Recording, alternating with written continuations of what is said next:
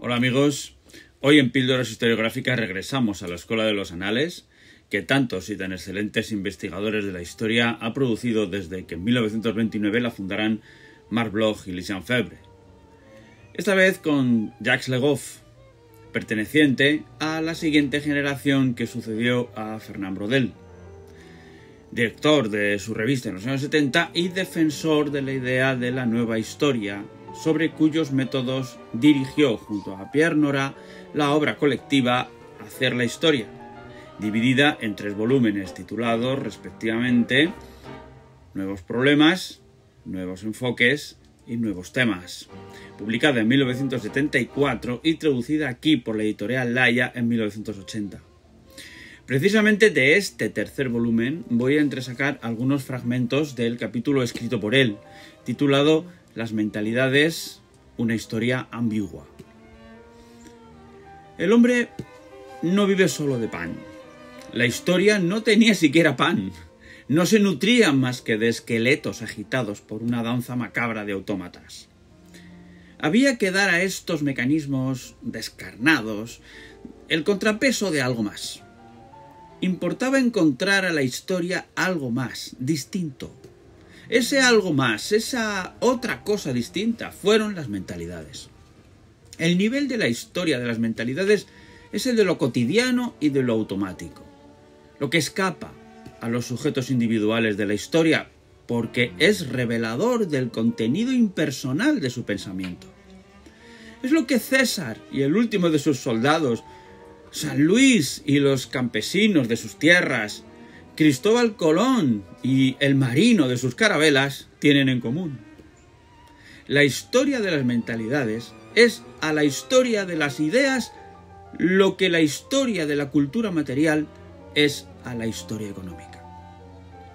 La reacción de los hombres del siglo XIV frente a la peste, castigo divino, se nutre de la lección secular e inconsciente de los pensadores cristianos, de San Agustín a Santo Tomás de Aquino, y se explica por el sistema de ecuación enfermedad igual a pecado, establecida por los clérigos de la Alta Edad Media, pero olvida todas las articulaciones lógicas, todas las sutilezas de raciocinio para no preservar más que el molde grosero de la idea. La historia de las mentalidades obliga al historiador a interesarse más de cerca por algunos fenómenos esenciales de su dominio. Las herencias, cuya continuidad enseña su estudio, las pérdidas, las rupturas, de dónde, de quién, de cuándo vienen este pliegue mental, esta expresión, este gesto. La tradición, esto es, las formas en que se reproducen mentalmente las sociedades. Los desfases, producto del retraso de los espíritus en adaptarse al cambio y de la rapidez desigual de evolución de los distintos sectores de la historia. La mentalidad es lo que cambia con mayor lentitud. Historia de las mentalidades, historia de la lentitud en la historia. Jacques Le Goff nació en Toulon el 1 de enero de 1924. Como recordó en numerosas ocasiones, su pasión por la Edad Media brotó muy temprano de la conjunción de 2 lecturas: Ivanhoe, de Walter Scott, y La historia de Francia, de Jules Michelet, y las enseñanzas de Henri Michel, su profesor de historia en el liceo, quien más tarde sería un miembro activo de la Resistencia y uno de los principales especialistas en la Segunda Guerra Mundial. No obstante, las urgencias de la historia contemporánea retrasarían un poco la cita del joven Jacques al medievo. Le Goff huyó de Marsella, a donde se había trasladado para continuar sus estudios. Se refugió en los Alpes y se sumó al maquis con la tarea de recibir armas y medicamentos para la resistencia.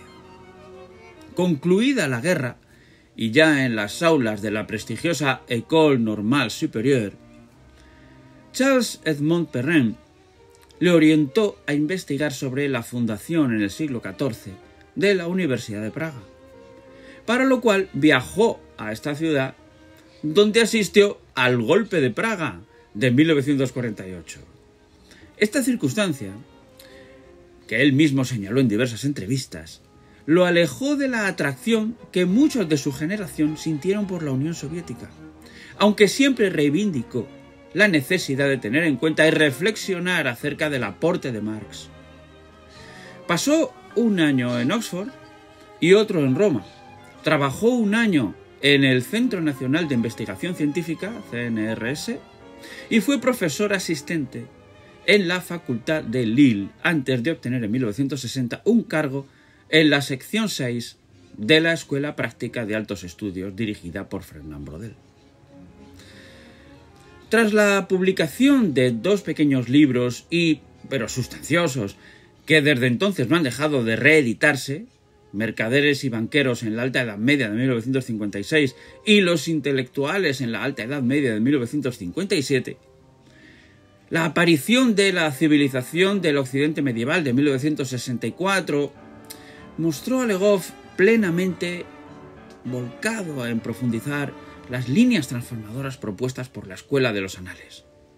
Su objetivo era hacer una historia totalizadora, superando la concepción de la historia como relato de una sucesión de acontecimientos militares, políticos y diplomáticos, internándose más allá de las fuentes tradicionales, enriqueciendo la mirada del historiador con las perspectivas de otras ciencias humanas. Los trabajos de Legov, Georges Duby, Pierre Nora o Philippe Ariès pronto ampliaron el campo de investigación, al principio centrado en la historia económica, la demografía y los problemas de la larga duración, en la dirección de la historia de las mentalidades y la antropología cultural.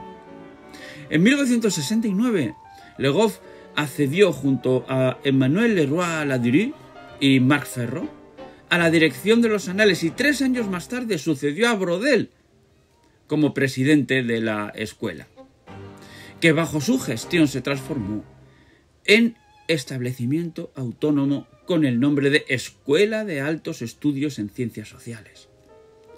Los compromisos intelectuales no afectaron al vertiginoso ritmo con que Legov siguió produciendo a lo largo de toda su vida libros fundamentales para una comprensión de esa larga Edad Media liberada, tanto del estereotipo del oscurantismo lúgubre como de la visión idealizada de tiempo del amor y caballería. Una Edad Media que, como él mismo no dejaba de recordar, nos legó desde la ciudad y las universidades hasta el tenedor. Son muestra de ello, entre otros títulos, por ejemplo, para Otra Edad Media de 1977, El nacimiento del purgatorio del 81, El imaginario medieval del 85, La bolsa y la vida del 86, San Luis del 96, El diccionario razonado de Occidente medieval, con Schmidt de 1999, Nació Europa en la Edad Media del 2003, al mismo tiempo concibió obras en que plasmó sus reflexiones historiográficas, como Historia y Memoria del 88, La nueva historia, con Chartier y Revel del 78, Hacer la historia, este mismo libro con Pierre Nora, dotado de una envidiable claridad conceptual y expositiva, convencido de que la divulgación no solo no está reñida, sino que está muy por el contrario, es uno de los deberes del historiador. Un historiador hoy tiene un triple deber: la investigación, la enseñanza y la divulgación, afirmó en una ocasión entrevistado por Martin Fournier. Legov se aventuró también en la arena de los medios masivos de comunicación, al producir, por ejemplo, el ciclo Los lunes de la historia, emitido por France Culture desde 1968. Historiador hasta el tuétano, ha estado, más que cualquier otro, atento a la dimensión fundamental de la historia, el tiempo y la conciencia del tiempo. Esto escribía Pierre Nora en uno de los artículos de El ogro histórico, El ogro historiador, de 1999. El libro homenaje que sus colegas le dedicaron cuando cumplió 75 años.